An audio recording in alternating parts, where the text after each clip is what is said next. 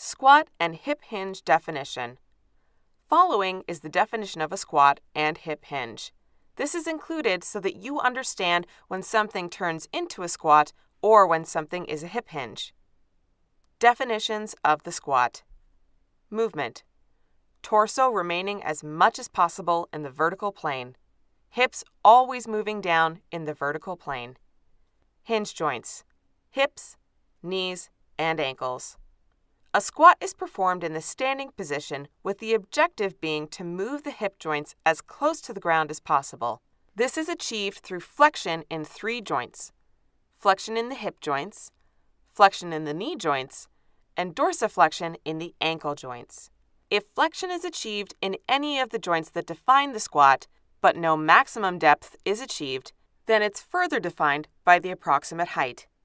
Quarter squat, half squat, 3/4 squat, whereas maximum depth would be a full squat. A quick quarter squat can also be defined as a dip. The objective of the squat exercise is to tax the quadriceps and gluteus maximus. A complete and vertical position of the torso provides the maximum resistance for the quadriceps, and the more it moves towards the horizontal plane, the more it removes resistance from the target muscles. Furthermore, a vertical position of the torso provides the most stable and safe spinal structure for the weighted squat. The torso should never break the angle of 45-degree flexion. Definition of the hip hinge. Movement. Torso moving towards but never past the horizontal plane. Hips remaining in horizontal plane or moving backwards and down in the vertical plane, but never breaking the angle of 45-degree flexion. Hinge joints. Fixed. Hips. Variable. Knees. A hip hinge is performed in standing position with the objective being to move the torso towards the horizontal plane. This is achieved through flexion in the hip joints. The movement can also be accompanied by flexion in a second joint, that of the knees, which is cause for the hips to move down and backwards. The function of added knee flexion is to create a more balanced weight distribution, especially with weighted hip hinges like deadlifts. If the ankle joints move and dorsiflexion is achieved, then the definition of the movement changes to a squat. The objective of the hip hinge exercise is to tax the gluteus maximus and hamstrings, hip extensors.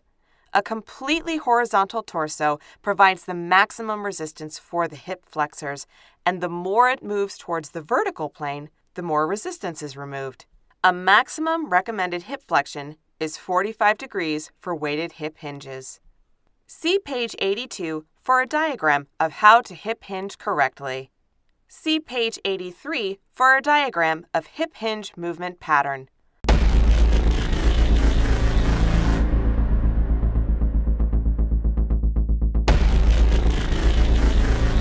Would you like to enter the world of kettlebell training? Lay a solid foundation upon which you can become a pro kettlebell enthusiast or trainer.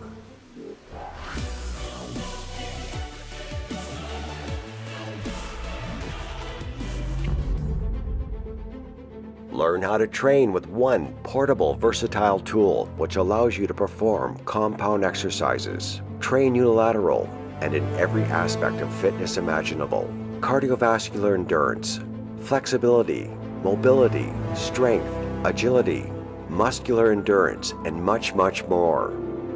Train not only for awesome aesthetics, but also for abilities like improved proprioception, speed and power, plus many other abilities that will help improve not only daily life, but also performance in all types of sports: golf, tennis, baseball, MMA, BJJ, and more. You decide, buy the book and learn on your own, or buy the online course and become certified. You could pay a kettlebell instructor thousands of dollars and more than likely still not learn all the finer details and secrets that you will learn from this resource. This is not just for complete novices who have never touched a kettlebell in their life, but also those who have been training a while but have not had the opportunity to lay the proper foundations and understand the important intricacies of kettlebell training. Anyone who starts kettlebell training needs to follow the kettlebell journey step by step. They need to go through the rites of passage. There are no shortcuts. Chapters include: what is kettlebell training?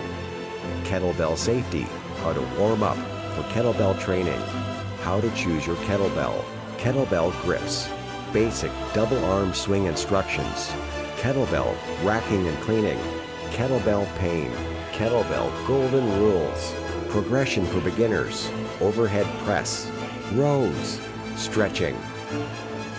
Buy the book today and start learning straight away.